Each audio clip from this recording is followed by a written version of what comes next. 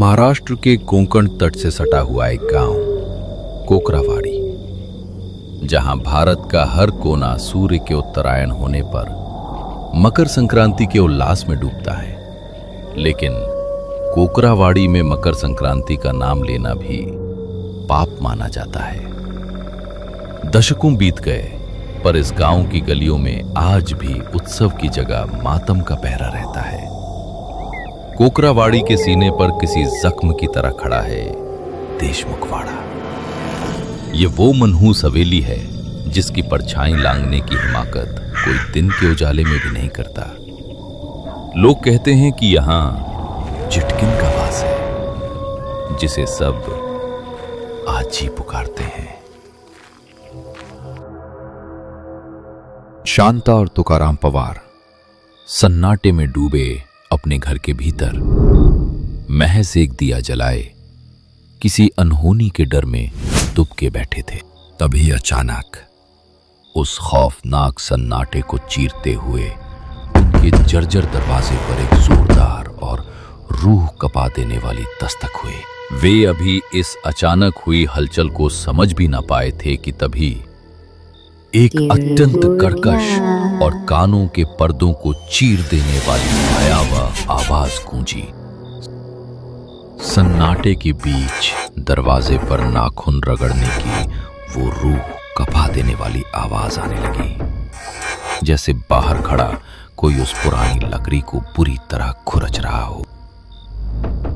दहशत अभी थमी भी नहीं थी कि उसी कर्कश आवाज ने एक बार फिर सन्नाटे को चीर दिया। तुकाराम ने पल भर में खतरे को भांप लिया और शांता की तरफ देखते हुए खामोश रहने का इशारा किया। उन दो भयानक आवाजों के बाद अचानक सब कुछ ठहर गया। बस एक डरावनी खामोशी वहां पसर चुकी थी।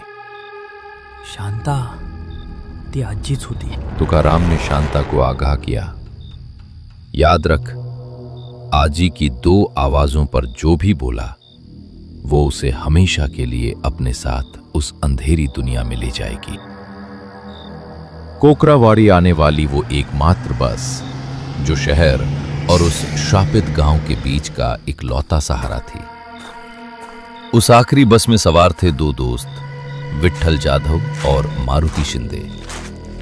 शहर की भागदौड़ में काम करने वाले ये दोनों यार सिर्फ छुट्टियों के बहाने अपने गांव लौट पाते हैं। नियम है कि रात 8 बजे के बाद अगर पीछे से कोई पुकारे तो मुड़कर नहीं देखना है। लेकिन बस के देर से पहुंचने के कारण दोनों फंस चुके थे। अब उस काली रात के सन्नाटे और घने अंधेरे को चीरते हुए उन्हें गांव तक का सफर पैदल तय करना ही होगा। मारुति, रात बहुत हो गई है। अब पीछे से कोई भी पुकारे मुड़कर मत देखना, बस चलते रहे, रुकना मत। भाऊ, मुझे तो ऐसा लग रहा है जैसे कोई हमारे ठीक पीछे चल रहा है। चुप, पीछे मत देख और ना ही आवाज की तरफ ध्यान दे। दहशत के साए में दोनों दोस्त जंगल के उस घने अंधेरे को चीरते हुए आगे बढ़ रहे थे। तभी सन्नाटे को चीरती हुई पीछे से एक डरावनी आवाज आई। अचानक मारुति का शरीर बर्फ जैसा ठंडा पड़ गया। उसे अपनी गर्दन के ठीक पीछे किसी की तपती हुई गर्म सांसें और कंधे पर एक ठंडा भारी हाथ महसूस होने लगा। मारुति की आवाज उसके हलक में ही दब गई। वो खौफ से सुन्न खड़ा विट्ठल को आगे जाते देखता रहा। गोड़ बोला। अनजाने में उसने आजी की बात का उत्तर दे दिया। जंगल का सन्नाटा एक डरावनी हंसी में बदल गया। नियम टूट चुका था। विट्ठल इस बात से बेखबर था कि मारुति पीछे छूट चुका है। वो तो बस डर के मारे अपनी नजरें नीची किए तेज कदम बढ़ाता जा रहा था। काय झालं रे मारुति? डर गया क्या रे? तेरी आवाज क्यों नहीं आ रही? मारुति का कोई जवाब नहीं आया। सन्नाटा इतना गहरा था कि विट्ठल की घबराहट बढ़ गई। उसने झटके से पीछे मुड़कर देखा पीछे कोई नहीं था। मारुति गायब था और वहां सिर्फ दूर तक फैला अंधेरा और झाड़ियों की ससराहट थी। विट्ठल की सांसें तेज हो गईं और उसका पूरा शरीर कांपने लगा। खाली रास्ता देखकर वो समझ गया कि मारुति जा चुका है। इससे पहले कि उसके साथ भी कोई अनहोनी हो, वो जान बचाकर पागलों की तरह गांव की ओर भागा। घर में घुसते ही विट्ठल ने चैन की सांस ली। उसे लगा कि वो मौत के मुंह से बाहर निकल आया है। तभी बाहर से मारुति की आवाज आई, विट्ठल भाऊ, द्वार खोल रे, विट्ठल भाऊ। मारुति की आवाज सुनकर विट्ठल ने कांपते हाथों से धीरे से दरवाजा खोला और बाहर झांका, पर वहां कोई नहीं था। चारों ओर सिर्फ सन्नाटा और घना अंधेरा फैला हुआ था। अचानक उसे अपनी गर्दन के ठीक पीछे किसी की गर्म और भारी सांसें महसूस हुई। विट्ठल का गला पूरी तरह सूख गया, मुंह से आवाज तक नहीं निकल पा रही थी। विट्ठल भाऊ। तभी पीछे से वही डरावनी आवाज आई। विट्ठल समझ गया कि आजी अब उसके बिल्कुल करीब है।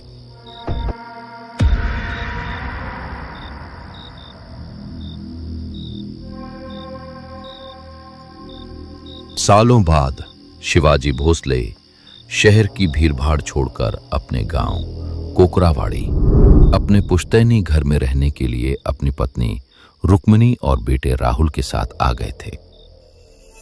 अजीब लोग हैं यहाँ के।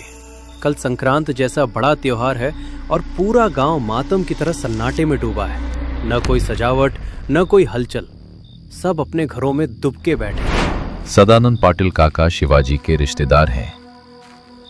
जैसे ही उन्हें पता चला कि शिवाजी गांव आ गया है और संक्रांति की तैयारी कर रहा है, वे तुरंत उसके घर की ओर निकल पड़े। काका ने शिवाजी को गांव के उस खौफनाक श्राप और आजी के बारे में सब कुछ बताया। शिवाजी, वेडेपणा करू नकोस। देख, कल संक्रांत है, पर इस गांव में कोई संक्रांत नहीं मनाता। कोकरावाड़ी को आजी का श्राप है। जो कोई घर से बाहर निकला या जिसने दरवाजा खोला, वो फिर कभी नहीं दिखा। अरे काका, आप बेकार में घबरा रहे हैं। ये सब पुराने वहम और अंधविश्वास है। रुक्मिणी ने छुपकर सारी बातें सुन ली थीं। उसने शिवाजी के पास जाकर मिन्नत करते हुए कहा कि अगर काका इतनी बड़ी बात बोल रहे हैं तो इसमें जरूर कोई सच्चाई होगी। अरे रुक्मिणी, काका पुराने ख्यालों के आदमी हैं। ये श्राप व भूत प्रेत कुछ नहीं होता। आप फालतू जिद कर रहे हैं। ये आपका शहर नहीं है, ये कोकरावाड़ी है। तभी लकड़ी के दरवाजे पर जोरदार दस्तक हुई और एक कंपकपाती आवाज आई। देखो, कोई आया है दरवाजे पर। शायद तिलगुर लेने आया होगा। आखिर संक्रांत का त्योहार है। शिवाजी और रुक्मिणी अभी आपस में बहस कर ही रहे थे कि तभी सन्नाटे को चीरती हुई दूसरी आवाज भी आई। शिवाजी और रुक्मिणी के कुछ समझने से पहले ही राहुल ने झपटकर दरवाजा खोल दिया। दरवाजा खुलते ही शिवाजी और रुक्मिणी के होश उड़ गए। सामने का मंजर देख उनका कलेजा कांप उठा। सामने का मंजर ठीक वैसा ही खौफनाक था जैसा काका ने चेतावनी दी थी। अंधेरे सन्नाटे को चीरती हुई आजी उनके ठीक सामने खड़ी थी, लेकिन पलक झपकते ही दरवाजे पर कोई नहीं था। वो भयानक मंजर और सामने खड़ी आजी जैसे हवा में उछल हो गए। पर भोसले परिवार के यहां से कोई गायब नहीं होता। आजी की दो आवाजों के बाद दरवाजा राहुल ने खोला था, तब भी उसे कोई नुकसान नहीं पहुंचा। असल में आज तक कोकरावाड़ी से कोई बच्चा गायब नहीं हुआ।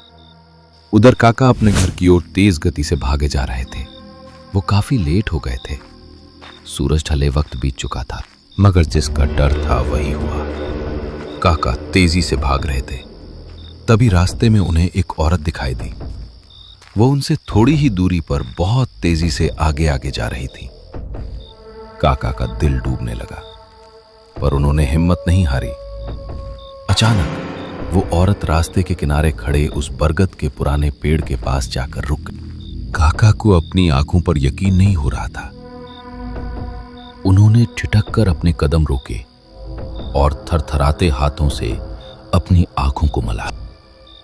काका ने जैसे ही सामने देखा तो उनके पैरों तले जमीन खिसक गई। वो औरत वहां नहीं थी। उन्होंने मुड़कर नहीं देखा, लेकिन उनके कानों में सूखी पत्तियों पर किसी के घिसट कर चलने की आहट साफ आ रही थी।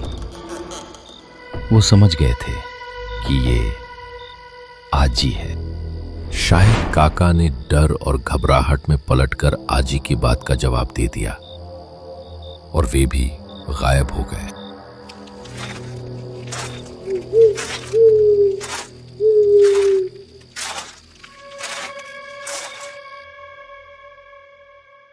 अगले दिन का नजारा कुछ और ही था।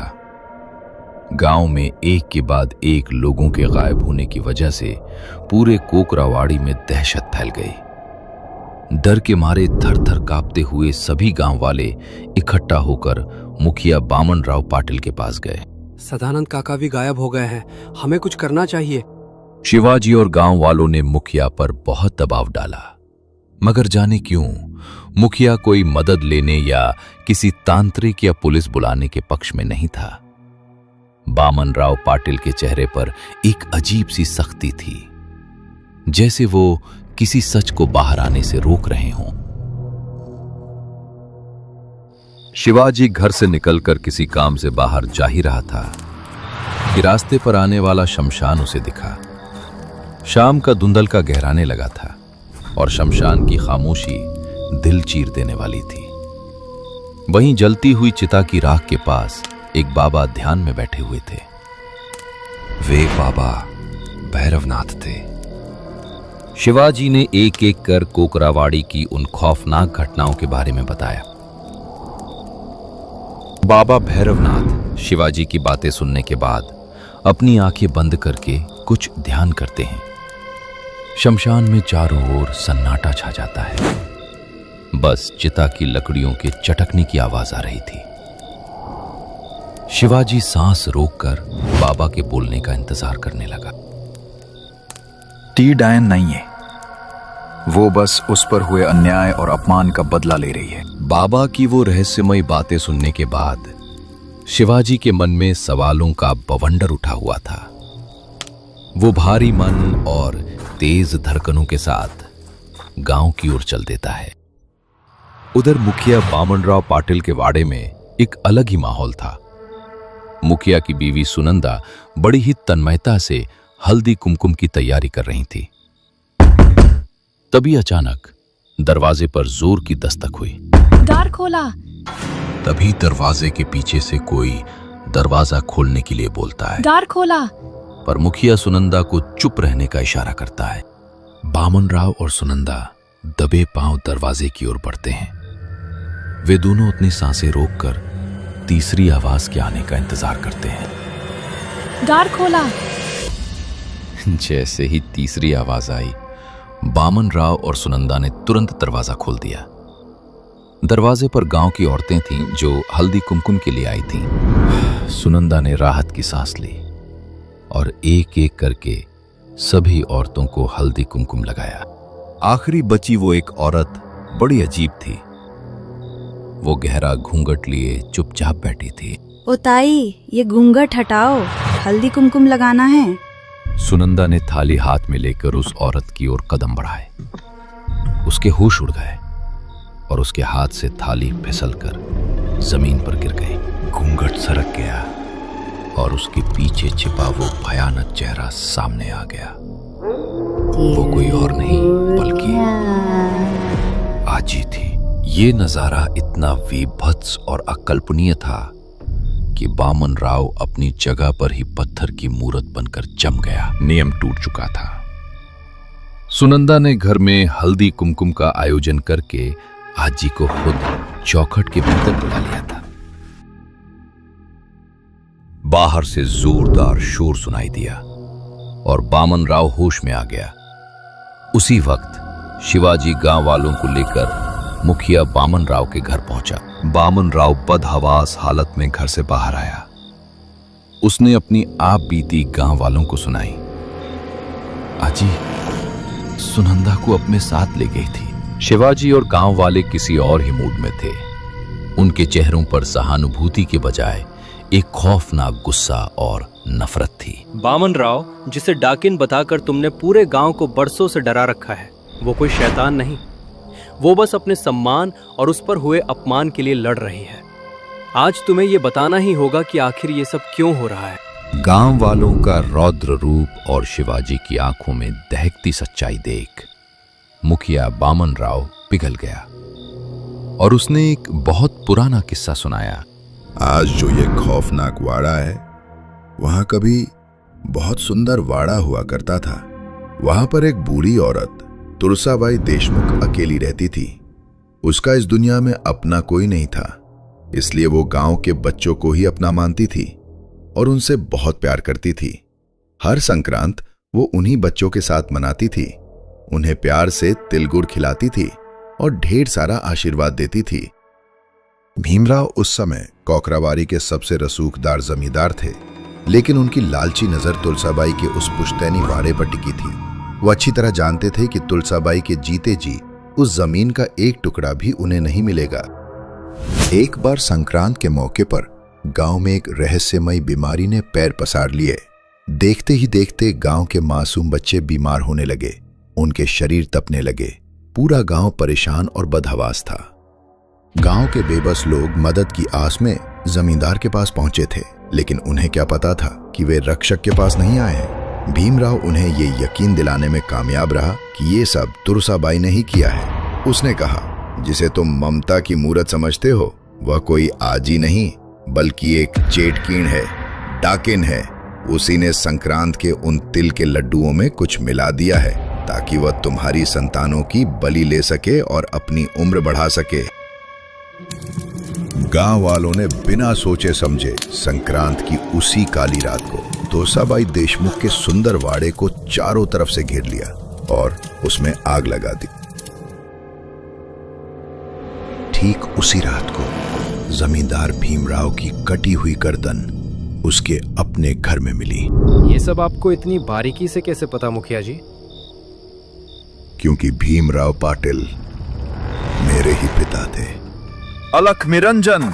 जैसे ही बाबा भैरवनाथ की ओजस्वी आवाज गूंजी, सबकी गर्दनें घूम जाती हैं और वे सभी उनके पास चल देते हैं। तभी शिवाजी उनसे आग्रह करता है कि इन सबको कैसे रोका जाए। बाबा, सिर्फ सुनंदा काकी ही नहीं, हमारे गांव के और भी लोग गायब हो गए हैं।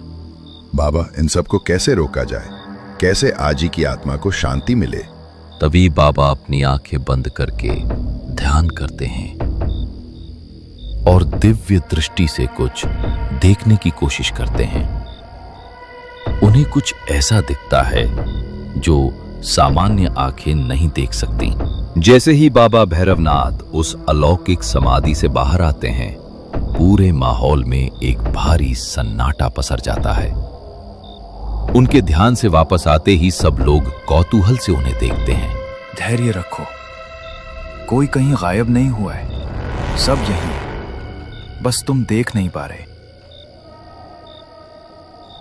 अगर उन्हें वापस लाना है और इस श्राप को हमेशा के लिए मिटाना है तो एक अनुष्ठान करना होगा। बाबा कोकरावाड़ी के लोगों को शाप से मुक्त होने का रास्ता दिखाते हैं। चारों ओर फैली अशांति के बीच बाबा भैरवनाथ पास के एक पुराने मंदिर में हवन करने बैठ जाते हैं। बाबा के बताए अनुसार सभी कोकरावाड़ी के लोग देशमुख वाड़े के सामने तैयार होकर संक्रांत मनाने इकट्ठा हो जाते हैं। आई मला माफ करो द्या, मैं आपसे हाथ जोड़कर माफी मांगता हूं।